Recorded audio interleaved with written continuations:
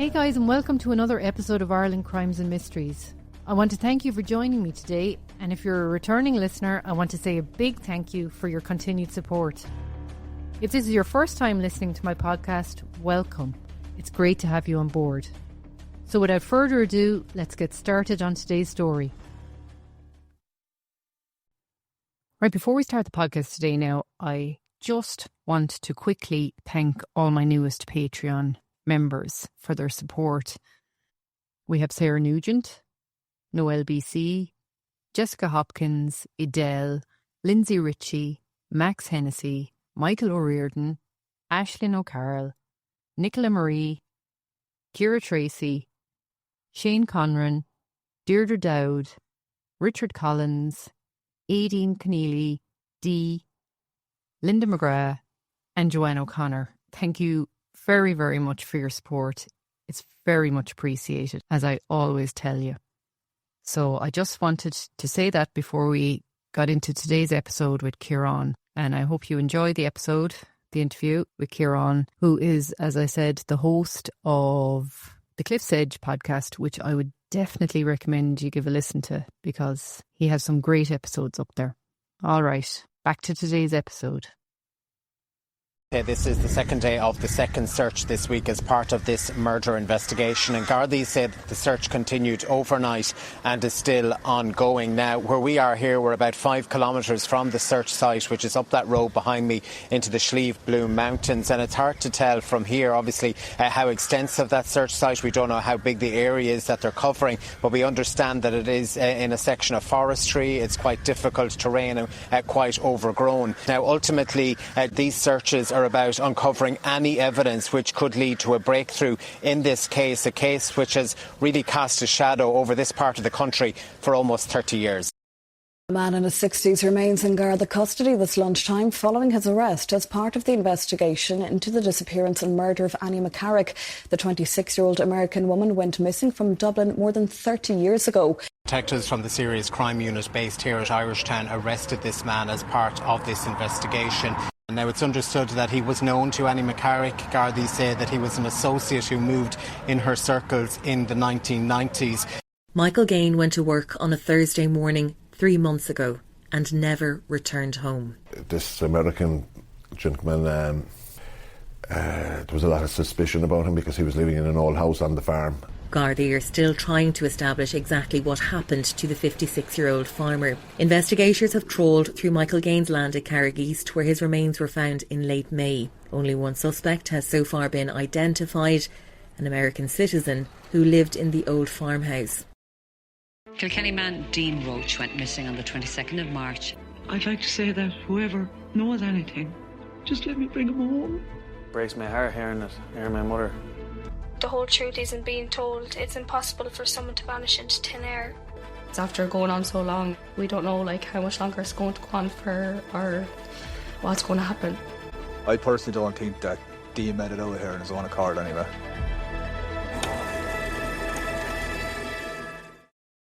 Hey Ciaran, and welcome back to Ireland Crimes and Mysteries. It's great to have you back. Yeah, no, thanks for having us back, Nules. Yeah, I'm looking forward to the chat now today. A lot of stuff going on though, isn't there, the last few months? A lot of stuff going on, and I said I must get Ciaran back now and we discuss what's been happening in the news, because there's been a lot of things happening, really, a lot of changes, hasn't there?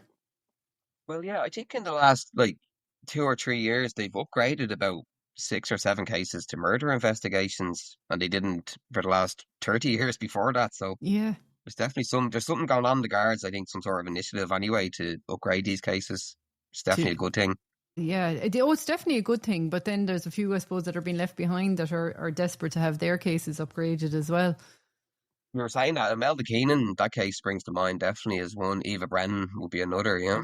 Yeah, but at the same time, it's a positive move, I suppose, in the right direction, and there's been a lot of stuff in the news, especially about Fiona Pender and Annie McCarrick in the last couple of months, you could say.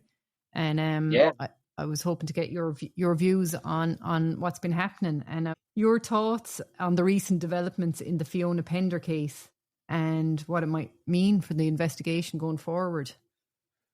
Yeah, well, I suppose the most significant thing is the upgrade, right? That they finally upgraded to murder. Like, and I'd be ignorant of this, to be honest, because I thought they actually had upgraded this one to murder, like, quite quickly, like they did in the Fiona Pender case and the Ciara Breen case. But I think they've always said that this has been treated, though, as a murder investigation from pretty much the start, like, because it's an 8-month pregnant woman, like, and she had been the victim of domestic violence in the past. Yes. So it's usually a sign, a strong sign that there's foul play. Yeah, yeah.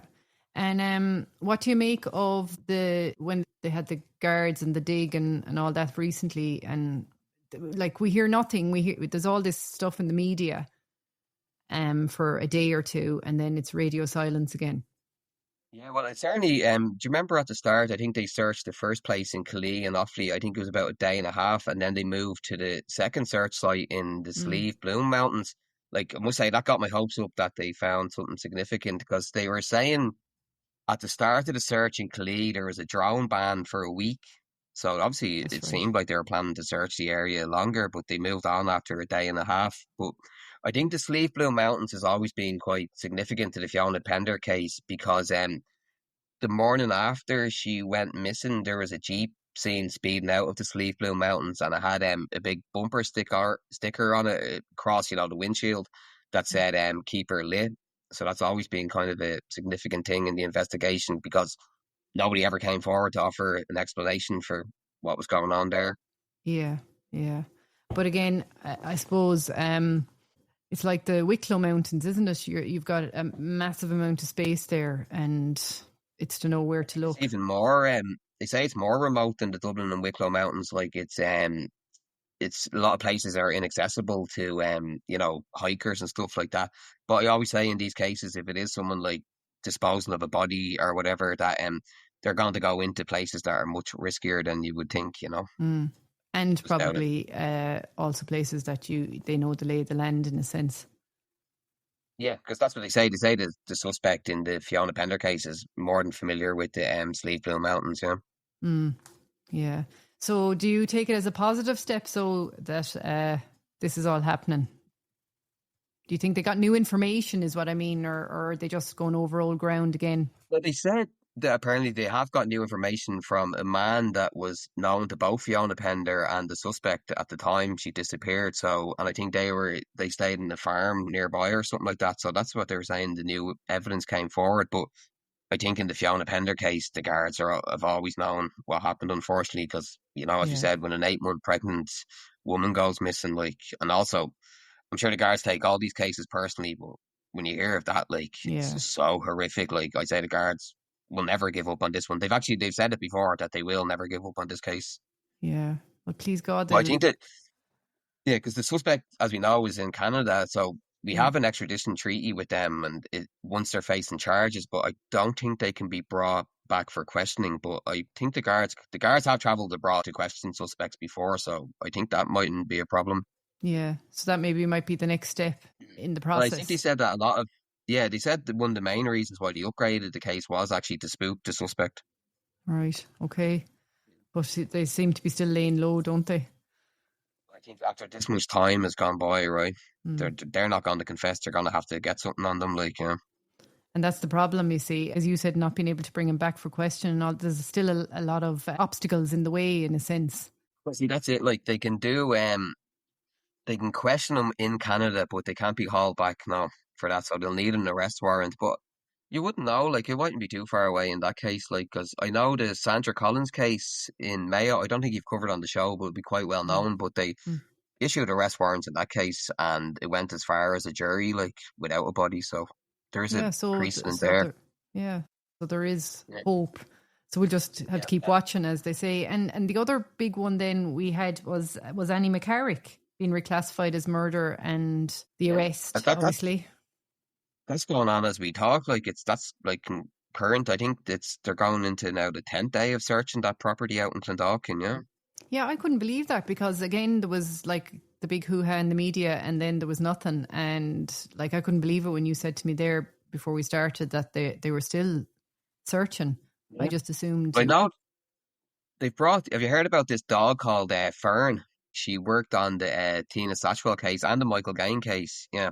So they brought that dog down, and I don't know, had a look around or a sniff around or whatever, and now they're searching. So I don't want to be make light of the case or anything like that, but I'd be holding out hope that they're going to find something in the case here. Like, Yeah. It all the sounds searches. like they have something definite that they're looking for, doesn't it? Well, apparently they're looking because they're trying to strip the house back to the way it would have been in '93.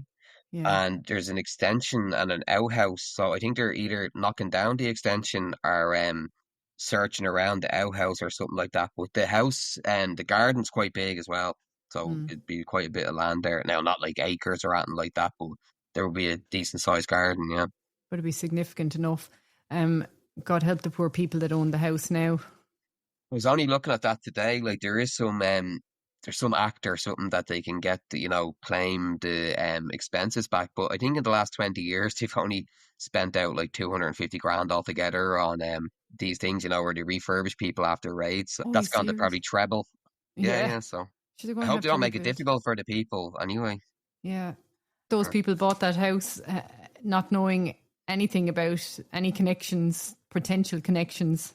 But so hopefully now, with them reclassifying it, and I just feel so sorry for her mother, because you'd hope that at some stage there'll be, that there'll be like her hopes keep getting raised, and then nothing happens. I talked to Kenneth Strange, he'd be the FBI guy that would be working with Annie's ma, Nancy McCarrick, and he was saying that Nancy's now kind of at the stage where she doesn't even want justice. She just wants to bring Annie back to New York and bury her. That's all the ma wants at this stage, and you can't blame her. I think she's 81 now or something like that. Yeah, and her only child, Yeah, and it's absolutely terrible. And desperate, and seemingly, allegedly, the person that they arrested was somebody that was known to Annie.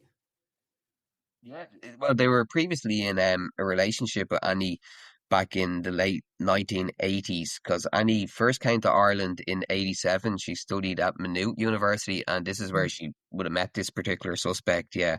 And then she went back to live in America in 1990, but by 93, she had decided to move back to Ireland. So when she came back to Ireland, she'd actually stayed with this suspect in their family home. And both families had actually known each other, yeah. So I think her family presumed that she'd be, safe with these people or whatever, yeah. Yeah. Unfortunately not. So apparently then when Annie decided to return to Ireland, that the suspect was actually quite annoyed by this for whatever reason. Now the suspect has quite a bad reputation for being violent and bad-tempered. So when Annie came back, apparently he began an affair with Annie. Yeah. Okay. And then Annie had decided to end the affair and wanted to tell his partner, but he didn't want that. And apparently that's the motive, yeah. Okay, that's interesting. Yeah. And as you said, a good reason for motive. Yeah, because that's only kind of coming out in the last few days. So, the way Annie, she went missing on the 26th of March. So, Patrick's Day, she went to parade in O'Connell Street. And then the next day, the 18th of March, she met this suspect in a pub in South Dublin. And then apparently they went and stayed at a property in Lucan. Yeah. Right. Okay. Yeah. And so apparently then that's what Annie told him at some point, that she didn't want this to continue or whatever, and she was going to tell his partner and all that, So you'd wonder then, everything that happened after that, is it all just pie in the sky, basically? Well, yeah, see, that's the thing about the Johnny Fox's sighting and all that. It's very difficult to work out, but you can kind of, I know the guards are getting pillared for, why did they go looking for Annie up in Enniskerry or whatever, but on the morning she went missing, she did ring her friend, Anna O'Reilly, I think her name was, and she had a broken leg and couldn't go to Enniskerry, but Annie did ask her to go to Enniskerry, and then the sighting of Annie getting on the bus was by somebody that worked with Annie going to Enniskerry, so you can kind of see why the guards would take that seriously, plausible, right? Yeah, and this suspect was given an alibi at the time. That was the problem. That's why they weren't investigated, because they were given an airtight alibi or whatever. So the guards are, on one thing, they think that this person could be involved, but they've an airtight alibi, so they're going to have to follow up their only other lead. That alibi is still standing to this day, is it?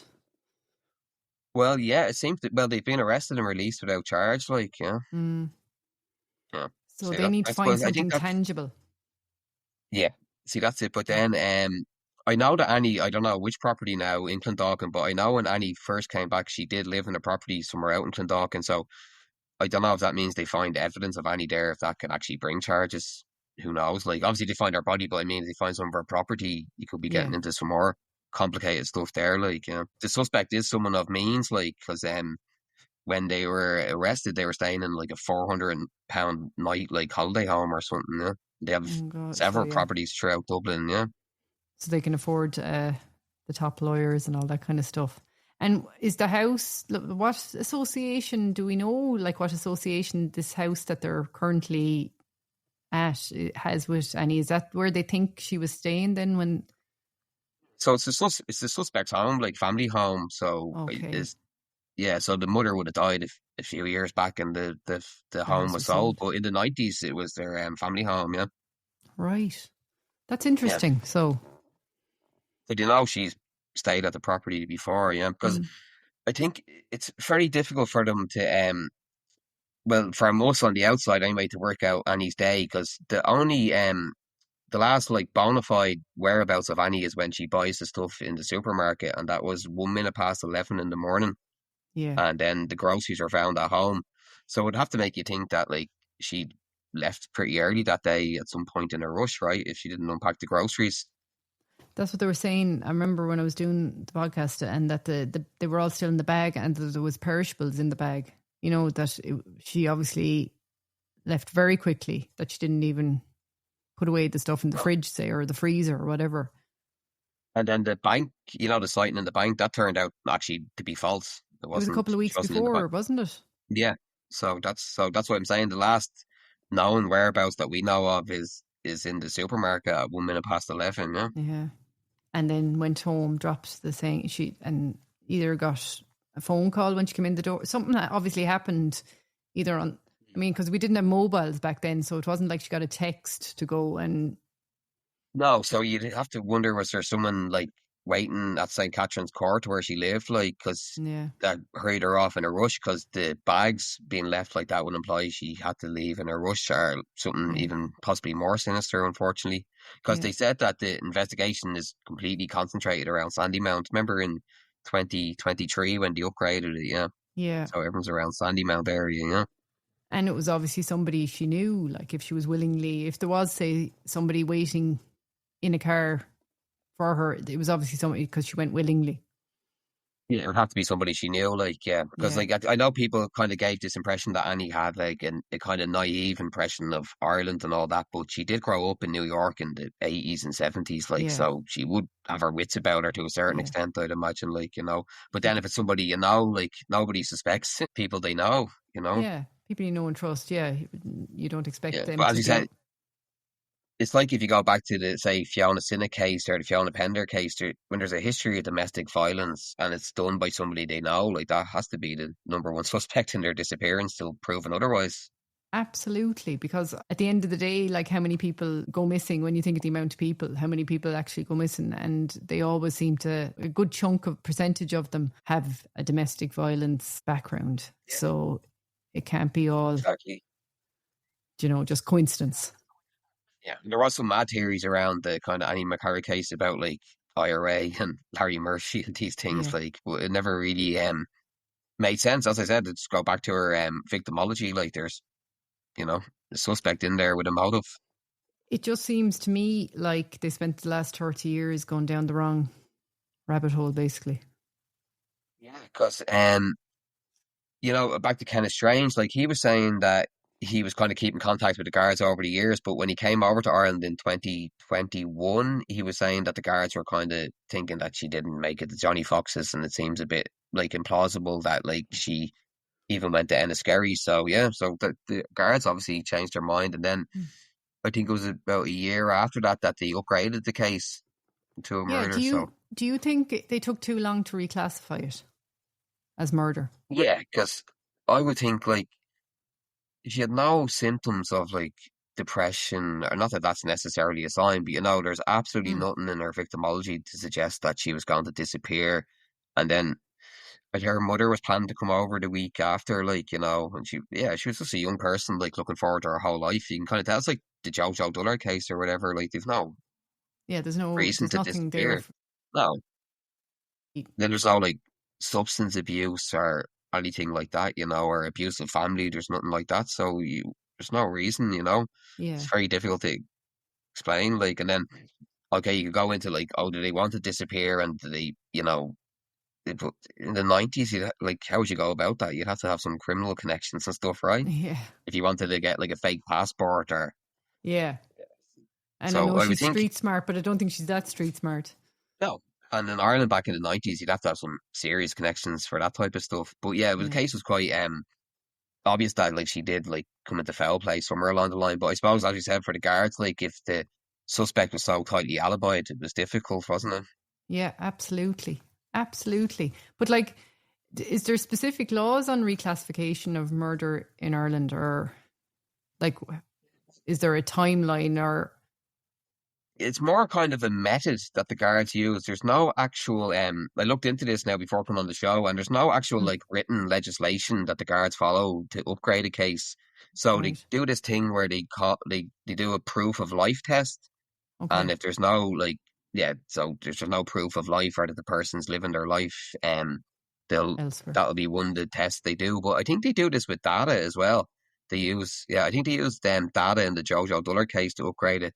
So when they see that there's no proof of life, then they'll like reevaluate existing evidence, or they might look for new evidence, or they might reconsider circumstantial evidence. So if any of this then like points to foul play or murder, they can upgrade it. But then there's a few other reasons they can upgrade it. Like if they consider like there's just no explanation as to why the person disappeared, like back to the Annie McCarrick case or the Fiona Pender case, there's no explanation at all other than foul play. That could be another one. And then so that's it really. That's all I could find. And I actually went back and contacted my old lecturer, like, and he's a solicitor, and he was saying there's no written legislation on upgrading the case. So, and it was actually, I was kind of picking my brains about it, and I was wondering who actually makes the call to upgrade it. Like, you think that would have to go right up to the top, because once they upgrade it into a murder case, there's going to be millions thrown at it, like, you know. Yeah. So it would have to come from the top, really, wouldn't it? And then allocated funds and what have you. They probably have to say what they're planning on doing, like say in the Annie McCarrick, that we're going to be rearresting and we're going to be digging in this particular house. And there is a new cold case unit or something in the guards at the moment as well, so they might be trying to like get stuff cleared, like, and they're reevaluating everything. Yeah, it's very interesting. Like, you know, I often wonder that, like, some cases are murder cases straight away and others take 30 years. Well, see, that's like, I know we were saying there's no written laws about it, but that's kind of a good thing in a sense, because that then gives the guards flexibility. So say in the Fiona Pender case, like, that only got upgraded this year, but they said from the start that was treated like a murder inquiry, whereas if they were bound by legislation, they mightn't have been able to do that, like, so. And had to wait X amount of years or whatever. Yeah, so there's kind of like, sometimes there's reasons behind these things, but it does look with some cases that it should have been done years ago, you know? Absolutely, and there's still some that haven't been upgraded, like, as we said, Imelda Keenan's, that should 100%. Dean Roach. And Dean Roach. In case well, that's it's 10 years since Dean went missing, isn't it? Absolutely, yeah. Yeah, very little, like, there's one, like, there's no proof of life for Dean, like, yeah, like. When you think, that's kind of a nice segue into what I was going to kind of ask you about. We have the Michael Gaine case, which has been front and centre for the last few months here, you could say. And say now, like, comparing Michael Gaine's case to Dean Roach's case, for instance. What would stand out? It's heartbreaking in a sense. Yeah, absolutely. The two of them are horrendous. I mean, Michael Gaine's is horrendous, like, you know, but what would stand out to you, say, in terms of how they were treated by the Gardaí, the two cases, and the media? Like, how you know, yeah, before I go into this, it's kind of a rant, but I always qualify it by, like, the point is that both cases deserve equal treatment. It's not that, like, you know, one case is getting better treatment, or you want this person to get less treatment or whatever. There's nothing like that. But you want them to get equal. You know, like Michael Gaine, and if you compare Michael Gaine to Dean Roach, okay, like, listen, like Dean Roach is a heroin addict, or was, or whatever. Like, I don't care. I would never judge anybody for that. Like, that's his life, you know, that way. But compared to Michael Gaine, who's like this stand-up guy, you know, gives people jobs, helps people out and all, has a nice farm and is sociable and all that. So the guards, the community, like Kerry Rescue and all, were all out looking for him, which is like great. That's, you know, That's what you brilliant. But want to then, happen. yeah, but then, like, you know, Dean Roach deserves the same treatment. It's as simple as that. Like, you know, like his ma's Absolutely. waiting at home for answers. You know, Yeah. And she's passed so away since not having any answers. the crime call on RTÉ and didn't even do like a reenactment of Dean's case after 10 years. You know, on No, the anniversary. Yeah. that's true. Yeah, I think you had a great saying for us, like he's just not from the right side of the road, Yeah. and it's Not true, from the right side of the you know. tracks, yeah. And it's Yeah, true. and it's true.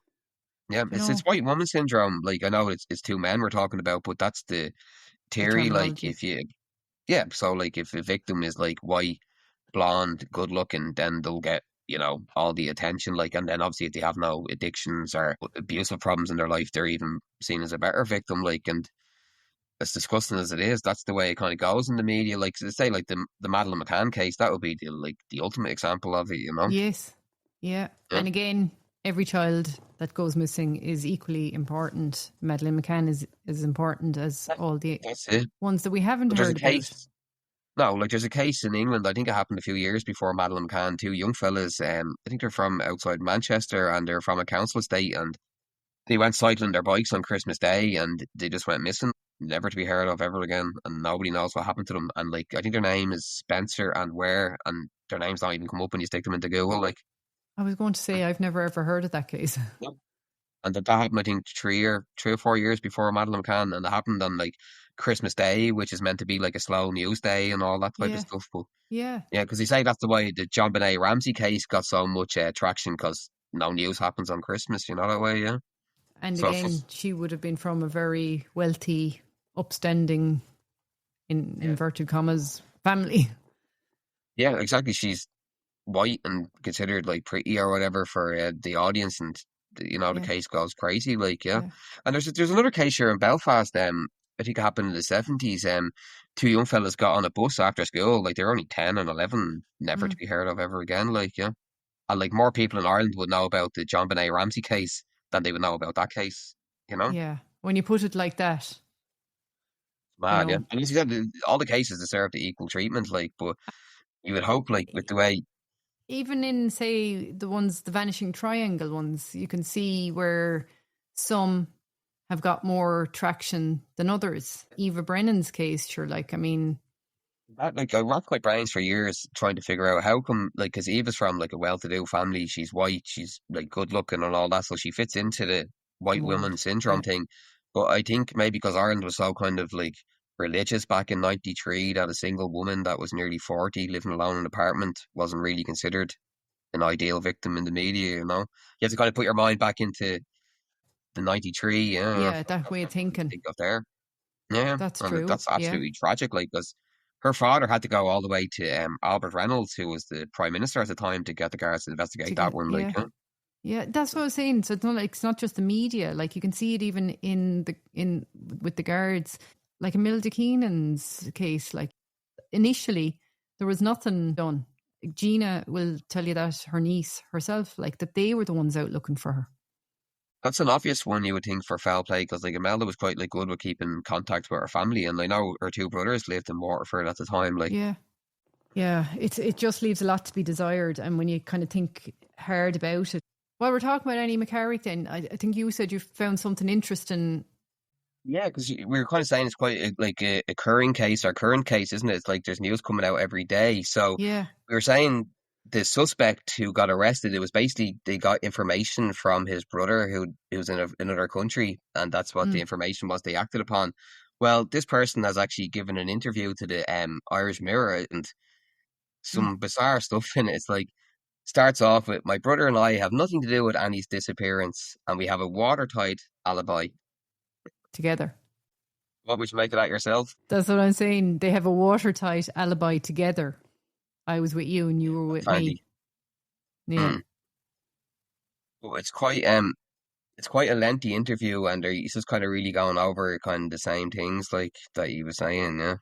As I was saying to you there when I was reading it, it sounds, the way that old saying, you're protesting too much.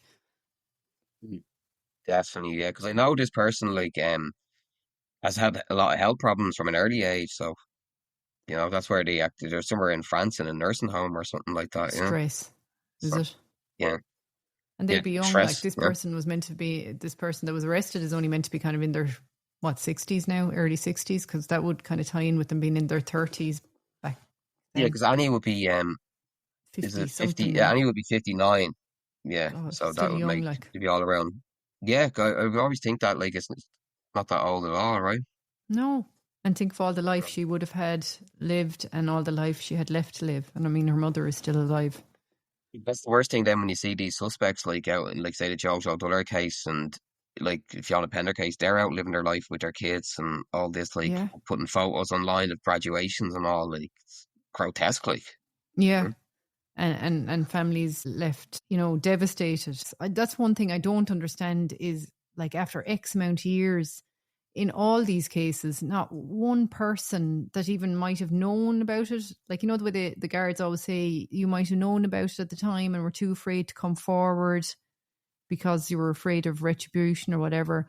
Like 30 years later, why has there not one of them come forward? Just to protect their own skin, or are they like, there's like fear instilled in them by the suspects from an early age? But I don't know, because like if you look at the Fiona Pender case, like it said that the suspect like has been alibied to kill a pregnant woman by fellow women, like, you know what I mean? He's alibied by 3 women while he murders a woman that's 8 months pregnant. That is so disgusting. So, like what can you do? That's sick, like. Yeah, it's sick. Like, imagine a woman like actually alibying someone that killed a pregnant woman, like, you know. Yeah. It's, well, actually, a man doing it would be equally as bad, like, but it's, I don't know. Just when I hear it's another woman, well, yeah, they're meant to have some sort of maternal instinct, or, you would think anyway. Like, I think that's also back to what we were saying. The guards will never give up on this one because of that one, like, never, because she was pregnant, and rightfully so. Yeah, but that's another thing also about the when they upgrade them to the murder investigations, it means the case will stay open under Irish law forever. That's another thing. Yeah, they never close murder cases in Ireland, yeah. So these people will have to be looking over their shoulders, basically. Yeah, and their children. Yeah. See, that's another thing with these people, like, say, back in the 90s, when they allegedly committed these crimes, like, your family could move abroad or run away or whatever, but now with social media and all these things, like, your kids, they'll never escape this. Unless they come forward and confess, Otherwise, they'll never escape it, like. I mean, it's awful for the children because of these people, because, I mean, they're innocent and all this. They weren't even alive when it happened. That's why they should fess up, like, and unburden their children, because they're going to have, like, grandchildren and stuff coming back in 20 years. Oh, did you hear? Was this granddad that was involved in this? Yeah. It's all online. Yeah. So if the person putting this, like, burden onto their children is the person that done it. So they can relieve the kids and themselves and the families of the victims by confessing. Yeah, just get it out of the way. And most of them, if they had confessed at the time, would be out now. In Ireland. And yeah, they'd be well out, because, like, be more than 25 Annie McCarrick, years. 93. Yeah. They'd be out now and able to live their lives. The good thing is they're not ancient. Like, I think they're in their early 60s, so, like, in a sense, if they get caught now, they're gone down for the rest of their life. And it would be, you could say it would be nearly a whole life sentence at this stage, because you'd be well into your mid to late 80s by the time you'd be out. I mean, if you get a life sentence at 68, like, unless you're living to, like, 90, you're going to spend the rest of your life in jail. So yeah, but yeah, like, because I think though that for, like, say, Fiona Pender, only her brother's left still alive, and then Nancy McCarrick is getting older, like, so they need to, like, they need answers, like, Poor old Nancy definitely needs answers, like, she suffered enough now, as they say. What do you think on the Michael Gaine case? Do you think they're going to solve it? Well, so to speak. Well, I hope so. Like, they have a suspect. He is strange. But then, of course, strangeness, I suppose, doesn't make you a murderer, does it? Like, but there's a lot of stuff. Like, he gave an interview, didn't he, to one of the journalists? Yeah. A journalist, yeah. But now he's after lawyering up, I think, since then. Oh, I was watching something on YouTube the other day from Virgin, and one of their reporters kind of stopped him on the street And he basically said, I'm going into, this is my solicitor's office here, and I'm going in there and they've told me not to speak to ye. Oh, he's saying that's the guy with the short black hair, yeah. But I think he said that and then he proceeded to say a lot of things. Oh, really? Oh, yeah. So, but then, in a lot of these cases, right, somebody will get interviewed and people will start going, oh, they said this word or they put this word in this tense and therefore they're lying. Like, I don't know, that always really annoys me because, not annoys me, but I kind of have a bone to pick with that. So, like, the reason why they're mumbling up their words, this is more a general point, like the reason why they're mumbling up their words or saying things like out of tense or whatever, it's not because they're lying necessarily, it's just because they're nervous and they have like a load of cameras in front of their faces and microphones, so they're not like used to that situation. So yeah, so all these detections, like, oh, he scratched his ear or whatever, they're not testing for lies, they're just testing for stress. Yeah.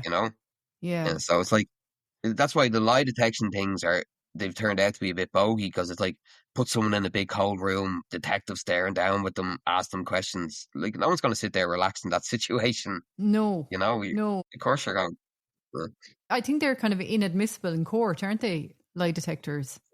For a proper reason, yeah. Yeah. Because of that reason. So all of them are basically stress tests. So there is one test, though, that they can prove if you're lying or not, but I don't think it's going to ever come in.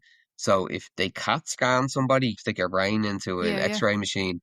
So when you're recalling the truth, or if you're like making up a story, a different part of your brain lights up to when you're recalling the truth.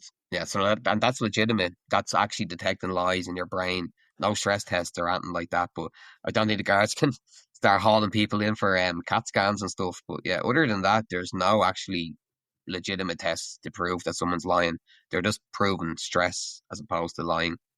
I suppose if it was something like one of those murder cases that we've been talking about, and you had your suspect that you really believed was the suspect, would it be so bad to actually spend a bit of money and CAT scan them if you're going to get a definitive answer? Guards would definitely want to, but I think the human rights laws are going to come in on that one. Yeah. Unfortunately. They can disagree and say no to it. Yeah, but I don't think certainly not in Western liberal society, I don't think it's ever going to come in. But it has been proven over time, that test works for lying. But yeah, I don't think it's coming in. No, not anytime soon. Definitely not anyway. No, but I suppose the lie detectors, I suppose they can somewhat build evidence, I suppose. But I don't think the guards don't really use them at all. I never heard. No, it's more of an American thing, isn't it? Yeah. But the guards have been kind of criticised an awful lot now in the last couple of weeks and months over the way they handled, say, Tina Satchwell's case, and now you could say the way they handled Michael Gaine's case. There was a thorough search allegedly done of the farm before, while he was still missing, and nothing. Most of this would be focused around the two slurry tanks, wouldn't it? Yeah. Because that's how they found the body. Yeah, they attached the slurry into the truck and then they found some of the body parts spread around. But I think there was a large slurry tank and a small slurry tank. So apparently, from what I've heard, they drained the large slurry tank, but they didn't drain the small one. But okay. I think also the guards are saying, at this time when they were looking for a whole body, because yes. As grim as it is, the body was cut up into they were saying that the body was put into the slurry tank through 2-inch gaps. It was cut up so small, sheds. Yeah.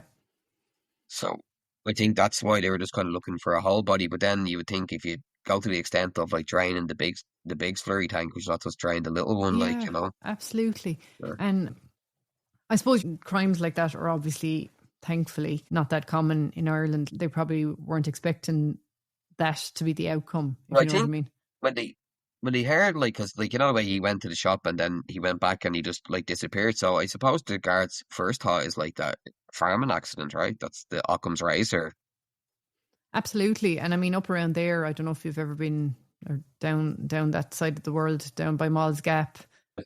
It's it's wilderness, Yeah, it's beautiful but remote. Yeah, beautiful. Absolutely, it's one of the nicest parts of the country, but so you could understand where they would have thought that he had some sort of an accident. He had 1,000 acres of land, and well, I say once they met your man, they were right, something could be afoot here.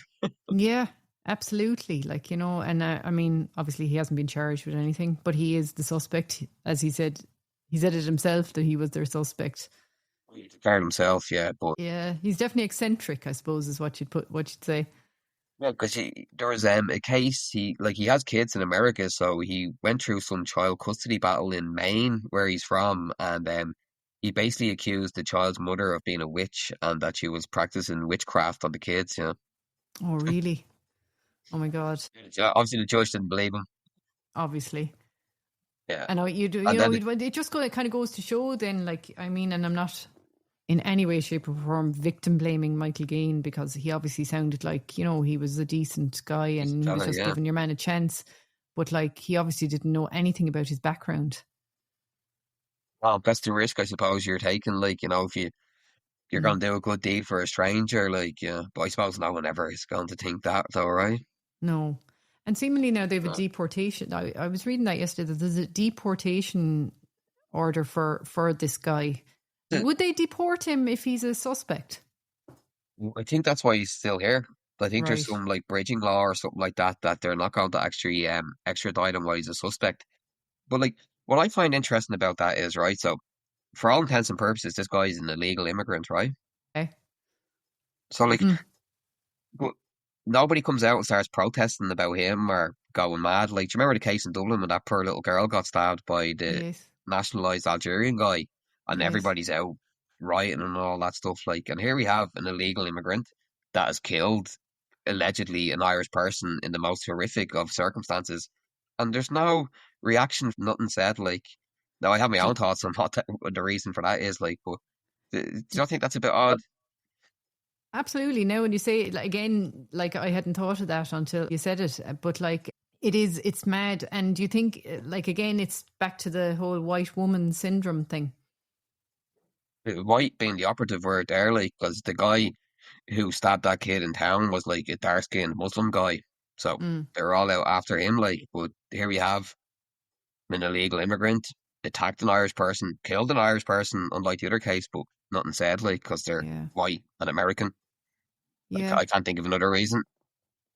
Yeah, that's very interesting now, and I hadn't, as I said to you, I hadn't even thought of that until you said it to me. Like, and how he was even in the country, and the fact that there hasn't been a big deal made out of it. Actually, there's been no deal made out of it. People are just saying, "Oh yeah, the American." That's what you're hearing. No, because when these cases, I suppose, when they go on for so long or whatever, there's always kind of like little subplots, like societal things that kind of come out in them, like, like the Annie McCarrick and Eva Brennan cases. Other things come into play. Society starts to identify itself or something through it.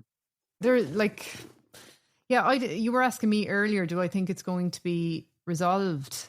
And the answer is, I actually don't know, because there's a lot of questions I have. Like, they did that search. Like, I mean, to cut up a body to that extent would be, excuse me now for being but it would be a very bloody scene. Yeah, we'd have to think there's got to be like a crime scene for that, right? A massive crime scene. And it would take, you would say, an awful long time. Now, I know they're saying that he had chainsaw, and also Kelly used to be a butcher, as well. Yes. That's right. But he said that that's something to do, what was it? He said that's something to do with, he said that's an artistic thing where you have to cut the meat to a certain way to make it look like that. Nice. But then if you had to cut up a body and you couldn't contact a surgeon, my next call would be a butcher, right? Yeah. Absolutely. Sure, isn't it? You have to learn butchering. It's a skill, isn't it? Yeah, exactly. But you're right there, though. Like, you would think, like, for something like that, there would have to be a massive, like, area of blood splatter and stuff, but then the farm's 1,000 acres, like, it's massive. But I don't know, you're not going to go off down even 20 acres away from, you're going to stay around an area probably where you have buildings and you're out of sight, and that it'd be very open. Well, and from what I know, Kelly had no access to a vehicle, right? That doesn't mean he couldn't nick one off some other farm, but no, I don't think so. So you think there has to be evidence on the farm, but obviously, the fact he's been released. But do you know what? The Emer O'Loughlin case, that one where Griffin's on the run. That makes me, I'm scared that that's what's going to happen here, that he hightails it into England or something, Kelly, Yeah. which you could quite easily do, sure. Go up to the north and across. But sure, look, we'll have to wait and see, won't we, what the crack is. Yeah. Do you know? But you know what's strange? Do you know what was this in the Gaine case? I know I've never heard this word used by the guards ever. Is they're using the word homicide investigation. That's a very American term, isn't it? Yeah, it's a bit of a coincidence that the suspect's American and now they're using homicide. Oh yeah, I never even thought of that actually. Oh, I've never heard, and especially Gareth and Kerry. Like you leave it, Gareth and Kerry using the word homicide. Homicide. Could we apply? Yeah. Yeah, actually, I'd never. Now that you say it, they'd usually use the word murder investigation or what have you. Something that's quite significant, like not to play detective, but in these cases, like I always try and look like what the person needs to do that day, and usually that's food. You know, they gotta have to eat at some point. Like it's like say the Annie McCarrick case, like at 11 o'clock she's seen, but then where did she have lunch and stuff like that? You have to try and work out. But yeah, so like Michael Gaine that morning he went to Century, he bought phone credit. Good to see I'm not the only person that still does that. And he bought a roll, right? So you know yourself, a roll. You buy a roll and you plan to eat it in the next hour, right? You don't usually buy a roll in the morning then eat it for dinner, right? It's going to get soggy and perishable. So, and they still found a roll in his car, uneaten. Oh, did they? So he hadn't even eaten it. No, so it would have to make you think that something happened to him that day. He was in Centre very quickly. Yeah, like within hours, like you know. Yeah. Yeah, just based probably. On that alone, I'd say now. I mean, this is all speculation. Obviously, I'm assuming when he left Centra, he drove straight out to the farm, and either they were waiting for him there, or they had followed him out there. One or the other. Yeah, they're saying there's a lot of local rumours or whatever that he was planning to remove your man from the farm. So there's the motive or whatever. Okay, so that's potential motive. Yeah, yeah. He seems to be the only person in the frame anyway at the minute. You know. That's a good point. Like when we were talking about Annie McCarrick and Fiona Pender, when you go through the victimology, as we were saying, like about the horrific domestic abuse and all that stuff, in Michael Gaine's case, like he has no enemies. You know, he's a nice guy. Anybody that you see being interviewed speaks so highly of him that he was a lovely guy, and you know, and all the locals down there seem devastated by the fact of obviously what happened. Because I mean, it's a beautiful part of the world, and. So we're going to just to jump back to Dean Roche, but like Dean, he was sound, like you know, as well. Absolutely, nice guy. Yeah. I mean, he had his issues with drugs, but like anybody that I've spoken to that knew him personally loved him. Like, not to be too cold about it, but like he's when it comes to the drugs, he's only harming himself. Like you know, that's absolutely. I don't mean to be cold about that. Like he's not being bad to other people, you know, that way, and like people try to judge him from afar. Like nobody knows what he's been through or anything like that, you know. Absolutely. But as you said, but Michael Gaine, they both deserve the same treatment, you know. That's what it is. They both deserve the same treatment, absolutely. And I mean, Dean was missing 10 years there, just this March, just gone. And I mean, I interviewed Damien for the anniversary. I don't know if there was anything much, only for what Damien was putting up on his socials and stuff. You know, his friend, right? Damien Hipwell, yeah, because the case wouldn't be out there if it wasn't for him, I don't think, right? Well, he's doing fair play to him. He promised Dean's mother on her deathbed that he'd continue looking for him, and to be fair, he has. He's certainly doing his best, so just no one can deny that, all, you know. And I'm sure it's taken a personal toll on him. I know he has to, as he said, kind of zone out every so often, just, you know, and that's, I mean, absolutely understandable, you know. So so that was a very interesting conversation, I have to say, Ciaran. I think we've covered nearly all the cases that are current and ones that have didn't go too far off the beaten track. No, I think we bounced around to a lot from there, and we got everything said that you wanted to say. Back on the show, yeah. Well, sure, look, as I said to you, I always enjoy our conversations, and you always have a load of knowledge and all that. And I hope everybody is listening to your podcast. Do you want to give a shout out to your podcast now while you're on? Oh, yeah, it's still going. I think we're 36 episodes in, so it's the Cliff's Edge podcast. Yeah, I did a podcast there on the Fiona Pender case a few weeks ago, where I kind of go a bit more into the suspect and stuff like that. And I was kind of considering putting a podcast together on the suspect in the Jojo case, the Annie case, and the Fiona Pender case, is kind of putting like what's out there and what can be known, like what's legitimate, like, you know.